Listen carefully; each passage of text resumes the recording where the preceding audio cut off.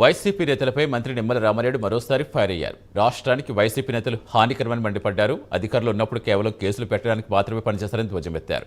కూటమి సర్కారు చేస్తున్న అభివృద్ధి చూసి వైసీపీ నేతలు ఓర్చుకోలేకపోతున్నారన్నారు. రాజకీయ నేరస్తుల పట్ల ప్రజలంతా అప్రమత్తంగా ఉండాలని మంత్రి నిమ్మల సూచించారు. రామ్మోహన్ రావు గారు ఉన్నప్పుడు మీరు చూశారు, ఆ రోజు ఎంత దౌర్జన్యంతో ఒళ్ళు మతం ఎక్కి ఆ రోజు మమ్మల్ని అందరినీ కూడా ఏ రకంగా మరి దాడులు చేశారో, మమ్మల్ని అందరినీ కూడా కనీసం మరి వైసీపీ నాయకులు మరి ఏ రకంగా మరి ఆ రోజు అరాచకత్వానికి విధ్వంసానికి పాల్పడ్డారు మనందరం కూడా చూసాం.